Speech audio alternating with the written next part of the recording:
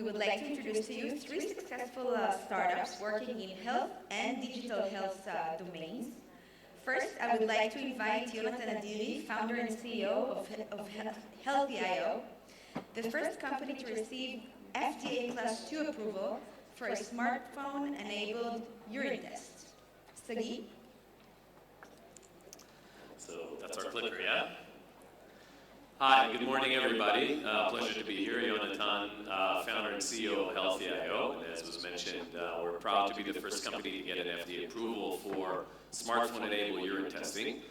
Or as the economists called us a couple of years ago, the company that brought out the era of the medical selfie. And that's actually a pretty good tagline for what we do. The company was founded with the notion that selfie economics, or the rise in the use of the selfie camera and its exponential improvement, is actually an opening for clinical-grade healthcare to be delivered on your smartphone. To be more specific, our first product does that. Say hello to Healthy.io. With Healthy.io's FDA-approved smartphone urinalysis, patients can now do the same urine test at home.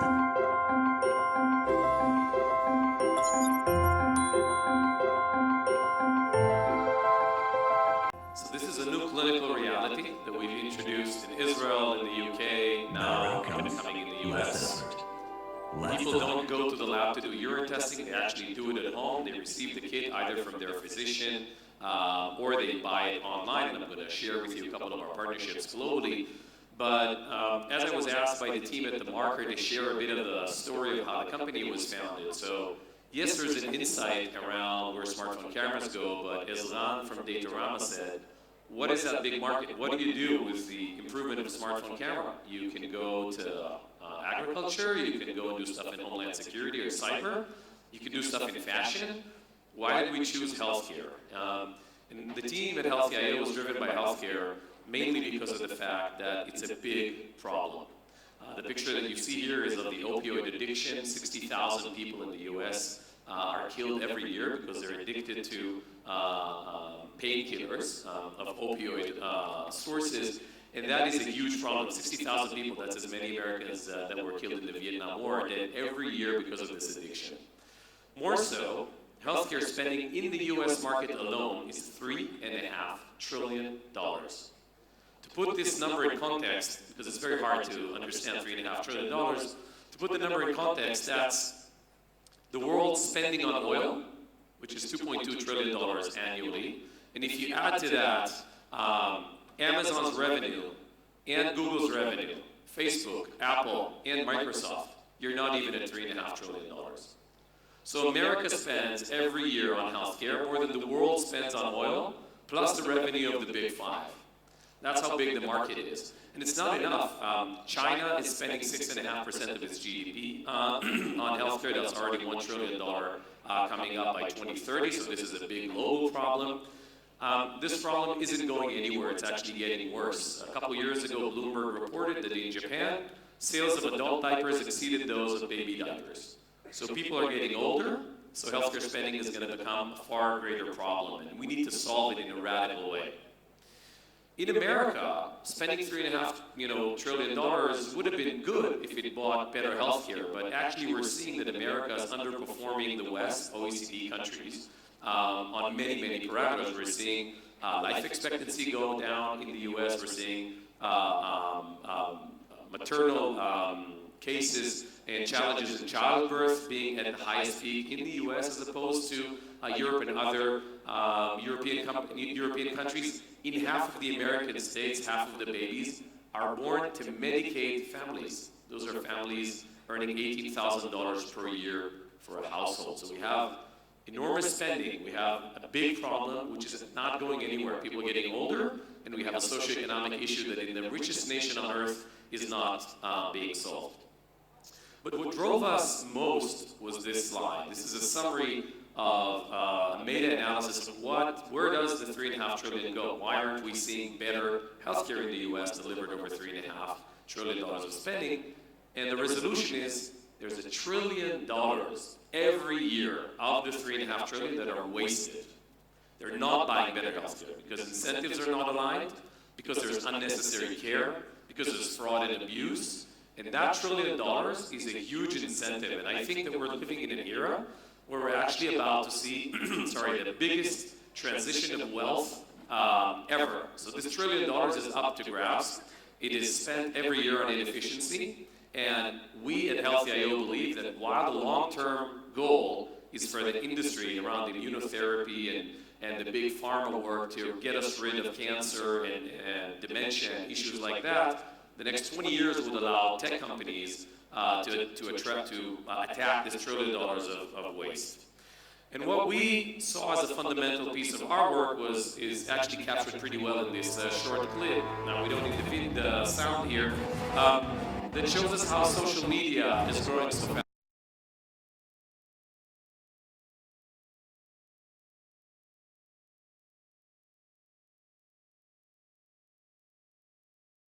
The winners, we believe, in capturing the $1 trillion of waste annually are going to be tech companies. And the big trend started last year in 2018. What we're seeing here is Jeff Bezos' Amazon entrance into healthcare, saying we're looking for technology solutions that provide simplified, high-quality, transparent healthcare at a reasonable cost. The day Jeff Bezos said that, the top 10 healthcare publicly traded companies lost $30 billion in market cap. This is the Amazon effect we all know from retail, making its entrance into healthcare. So while we were in our Tel Aviv office dreaming the medical selfie and creating the clinical trials for it, Amazon was making its first step into the market.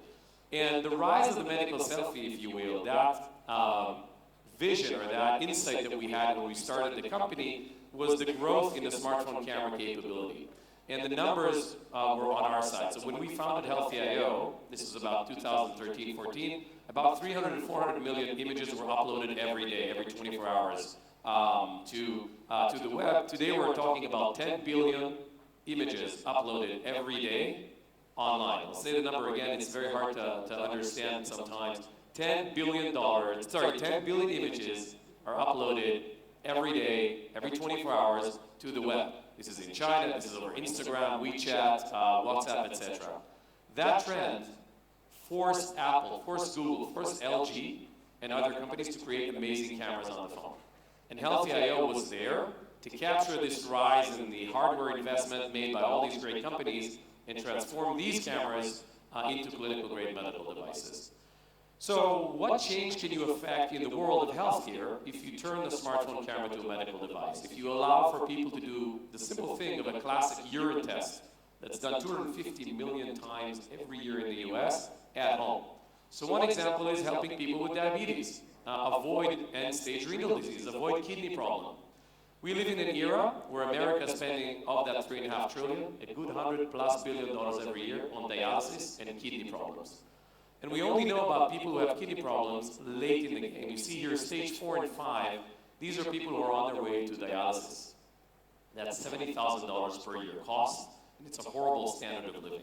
Why is that? Because people don't get tested. People who have diabetes, people who have high blood pressure, they need to do an annual urine test. Only 20% of them do that in the US. So when we started our journey into giving people access to urine testing at home, this was one of the emails we got on our service. This is a 38-year-old woman who says, I was diagnosed at age 28 with complete kidney failure. My kidneys died from hypertension, that's high blood pressure, to my renal arteries. And it forced me to live in total poverty, even though I had 2 professional degrees. If more people could test it at an early age, this means through our technology, they could be saved the horrors of dialysis and transplant. So getting that email told us we're on the right direction. And then we kicked off this partnership with the National Kidney Foundation. And we said, hey, only 20% of the people with diabetes and high blood pressure test because it's a hassle. You don't have time. These are middle-class families. It's very hard for them to consume healthcare the right way. What if we send our kids to their home? They can do it with a smartphone at clinical grade.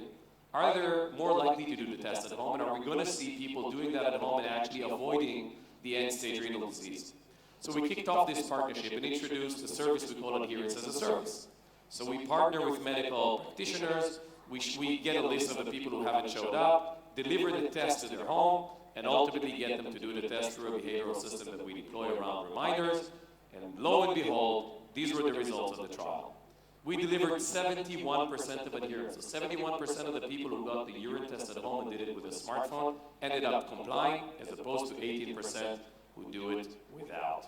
This was a phenomenal achievement and is now being heralded worldwide. And I'll finish with our news from last week that actually hadn't made it to Israel. Our product in the urinary tract infection has now become available throughout the UK. So women with urinary tract infection today in the UK have to call the doctor, wait for 72 hours to get an appointment, stand in line, provide a urine sample. After 72 hours, they will be prescribed with antibiotics. In the new reality, through our partnership with Walgreens Boots, that's the biggest retail pharmacy chain in the world, with 3,000 branches in the UK, with more than 10,000 branches in the US, our box is on shelf in many, many pharmacies, allowing women in the UK not to go to the doctor. When they have symptoms, they go down to the local boot store, they buy the Healthy IO kit, they do the test in the local Starbucks toilet or in the toilet in the branch or at home or in their office, wherever they're comfortable.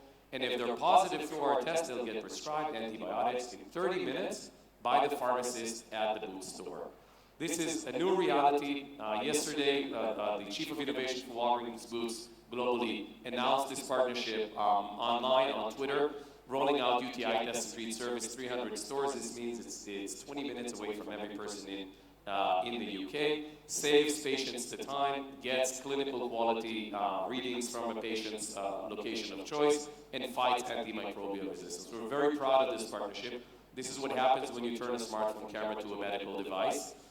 You can actually change the face of healthcare. You don't have to reinvent a molecule. It can be as simple as turning that smartphone camera into a medical device, but submitting it to the rigor of a 500-people trial with the FDA, with the German authorities. And I think that beyond now this new clinical reality, helping 6 million doctor appointments in the UK, moving from the doctor's office to the pharmacy and helping women with UTI, beyond the work we're doing with people with diabetes, getting diagnosis on the go, as Time Magazine selected Healthy IO half a year ago to be one of the 50 most influential initiatives in healthcare, was because we enabled diagnosing on the go. We do it for real. We do it in a peer-reviewed way under the open eye of the FDA, in partnership with Maccabi in Israel, and soon to be announced a couple of others, with the NHS serving women in UTIs and people with diabetes worldwide. So thank you very much. This is what happens when you turn the smartphone camera to a medical device. And I hope you see more of us in the days time later on. Thank you.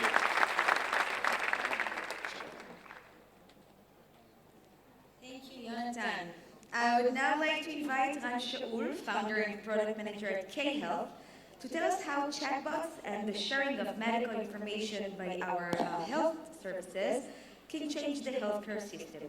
Ran?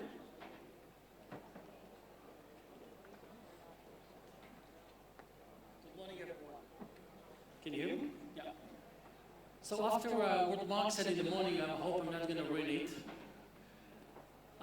We started K with a really big idea. For us, it was about 7.5 billion people. And all of us, when we are not feeling well, we're asking the same questions, the same three questions. What do I have? What else could it be? Because we would like to rule out dangerous conditions. And then when we understand that, we ask the third question is, how do we treat it? But how do we treat it in a way that is going to work on us, for us? Sorry. But something is not working in healthcare. I think we got stuck in the 1920s, 1930s. This graph is upside down. Cost is going up. Cost of healthcare is dramatically going up all the time, 6% every year. But life is getting shorter. So we invest more and more money into medical and medicine, and we get shorter lives in return. The situation here in Israel is not as problematic, but in the United States, when you live in the United States, you feel that pain. It takes 14 days to see a primary care. Here you pick up the phone, go to the clinic the next day. It costs you $25 to $100 to get an advice from a physician. So this is why we started K. We wanted to we wanted to create an information revolution. We wanted everybody out there to have access to accurate, personalized health information. And we wanted to do it for free. so everybody can do it. And more, we also wanted to do it with intelligence. We wanted to have the ability that every user that uses K will be able to learn from that usage. And every time you come back to K, K will become smarter and smarter about you. How many of you have downloaded K? That's not a lot. The people who didn't download K, just do it now. It's okay, don't bother me. You just enjoy the system. But when you download K, you start a conversation with a machine that is intelligent.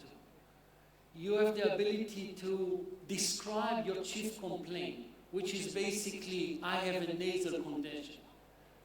And then you go through a process which is about 4 minutes, 22 questions, and you get to a aha moment. You get to your free diagnosis. We are not medical device. We are not replacing the doctor, but we are giving you the ability to understand your health condition as you were speaking to a doctor. But it doesn't stop there. Then you have the question, okay, I have an upper respiratory infection, so what? What do I do with that now? So the next step for K is to take you through that process, that health journey, and tell you, hey, you are not patient zero. There was other people like you with your symptom, with your medical history that had that upper respiratory infection, and then you were able to learn what type of medication they have, what to watch for. And maybe the last thing that is important is medicine is not static. When we go see a doctor, usually tells us, watch for those symptoms. K will follow up with you. It will do again and again over time after 12 hours, feeling how you're feeling, and revisit your health condition. So in order to build K, we had to take a different approach. You know, when we started K, we spoke to numerous amount of physicians, and we tried to understand how they teach medicine in school. And we tried to understand how to educate a computer system to understand medicine. And one thing was clear for us. If then protocols are not going to work, building a rule system that has, if you have a headache and a fever, therefore you have that, is not going to scale. We had to take a completely different approach. In order to create intelligence, we wanted to get data. So with our partnership with Maccabi, we were able to access what I consider to be the richest database in the world. We have longitudinal information about people. It's not just about the information, it's about the time. We have access to 2.2 million patients, anonymized of course, over 20 years. This is where you can understand what happened 20 years ago and what was the outcome today. We have access to the wisdom of 6,000 physicians, over 400 million doctor notes. I'm talking about those consultation summaries that when you see a physician, they type, you know, all the physicians are now typing all the time, they run their anamnesa into those databases. So we were able to take all of this information and teach K to think like a doctor. What happened is a context machine. Basically, what K does, it takes all your information. It asks you a question about your gender, your medical history, your family history, your symptoms, your genetics, your wearable. And it brings all of that information into a database. And then it looks for people like me. It finds, because you're not patient zero, it finds people that has the similar medical history and symptom you had, and then it shows you the information about those people. So you can learn from other people's health journeys. When you learn from other people's health journeys, you're going to be able to make better health decisions.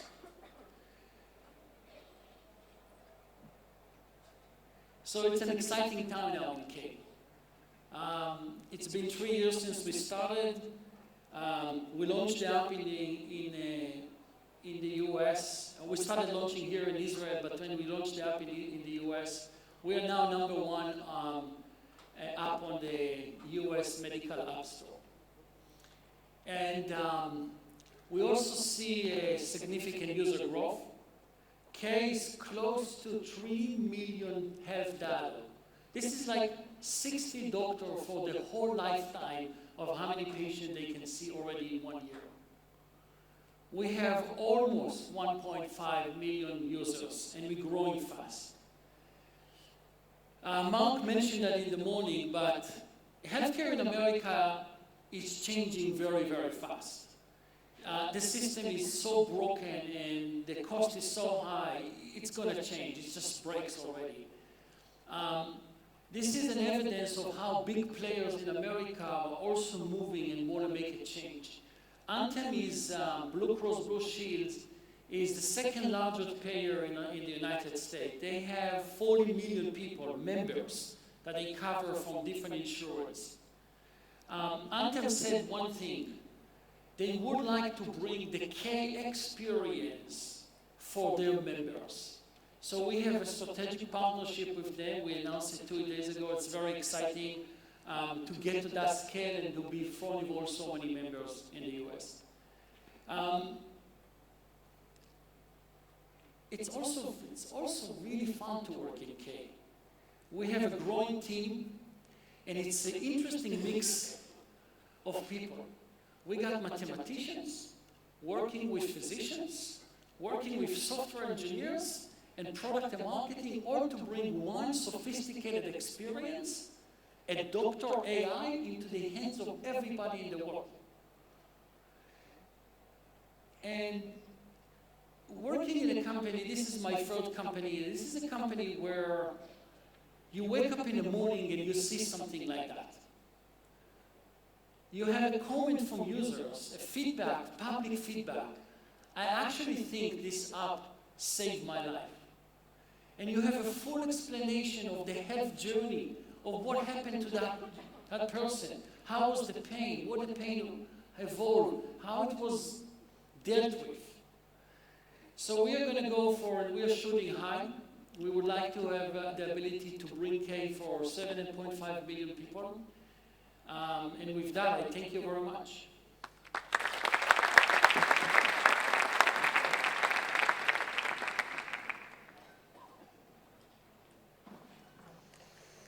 Thank you, Ran. I would now like to invite Perry Davidson from Psyche Medical to tell us about the drugs you will be taking in the future by inhalation. Thank you. Hi, everyone. Thank you for coming. Where's my clicker? So I'd like to share with you the story of our company from an angle of naivete, of being naive, and the power of being naive and tackling huge challenges. So a great example to nail down this specific argument is this very true story of a student by the name of George in 1939. He went to his class and came in late, and he saw some problems written on the blackboard, and he wrote them down, and he thought it was homework. And he went home, and after a week of struggling with his homework, came back and submitted to his professor, only to realize that he actually solved one of the most famous unsolved problems in statistics. So his naivete of being naive about trying to solve that problem was the real thing that allowed him to do that. And so, not to compare our achievement to what he was able to achieve, but just to tell the actual path that we took. So we as a company attempted to develop this problem which we tackled, to take a plant and transform it into a metered dose delivery system. Now, the reason why we thought that was really necessary to do is because cannabis today is being primarily taken through an oral route, and that is something which is very slow, and very unpredictable, and very ineffective in terms of its clinical outcome.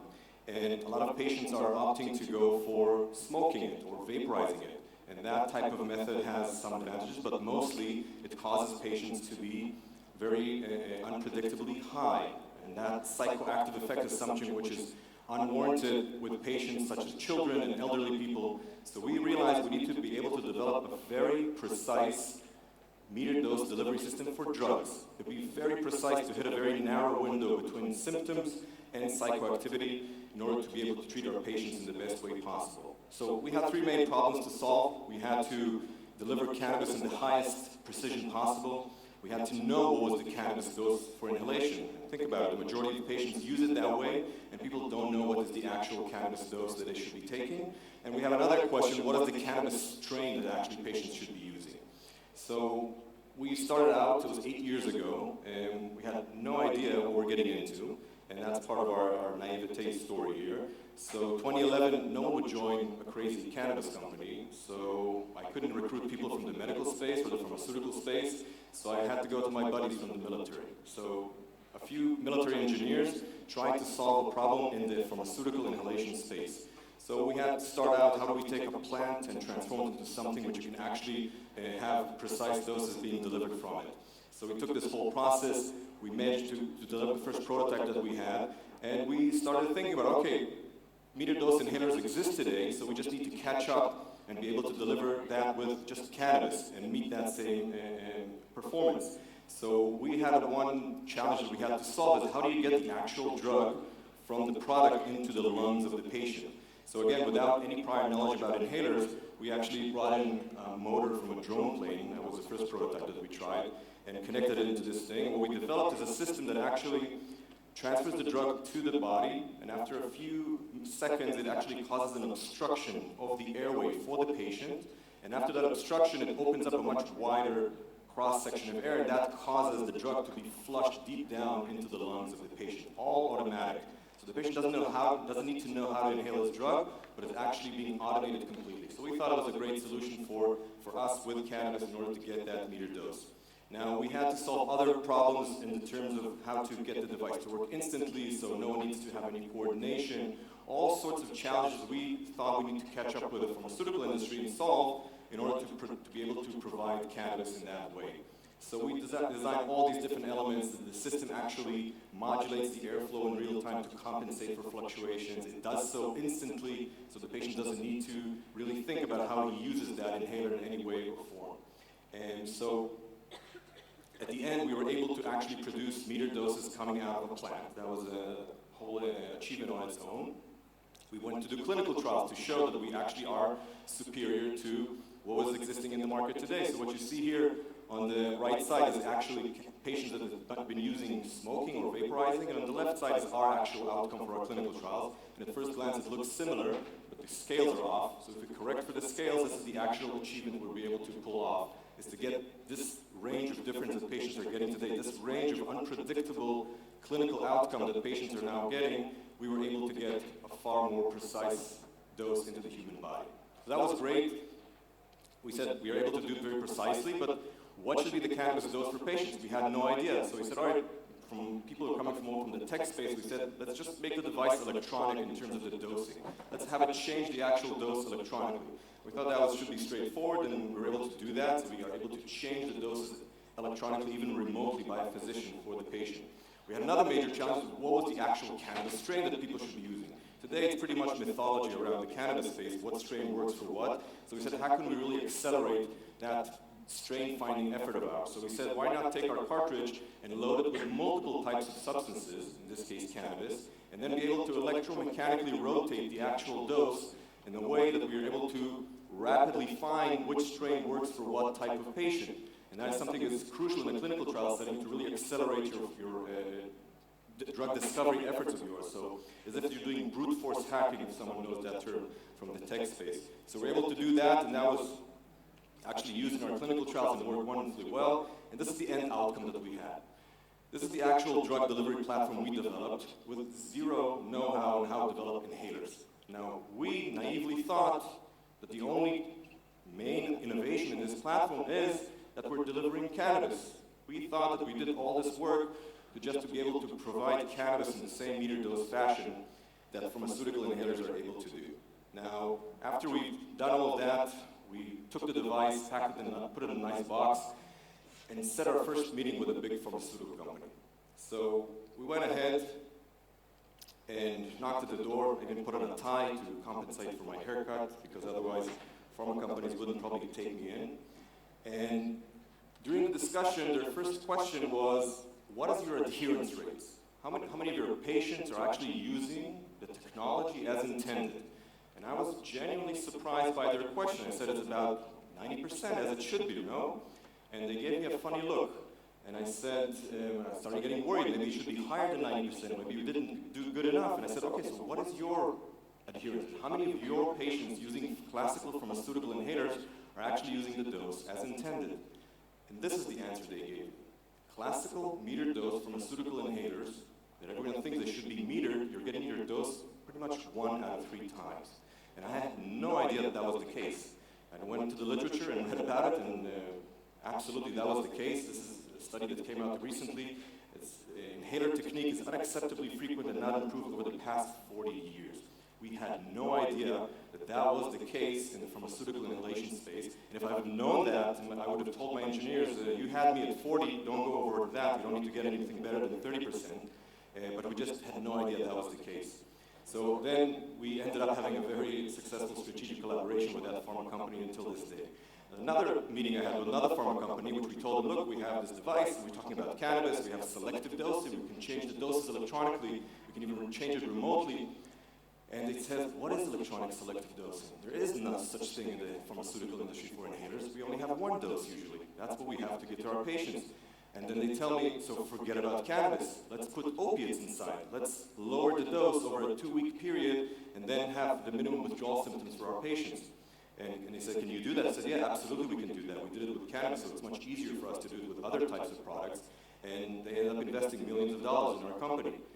And lastly, I didn't even bother talking to these companies about multi-formulation, be able to change the actual drug formulation, something that's quite foreign for pharma companies. Usually to change a formulation takes you about a decade to do, so we do it with a few milliseconds in the rotation of our platform.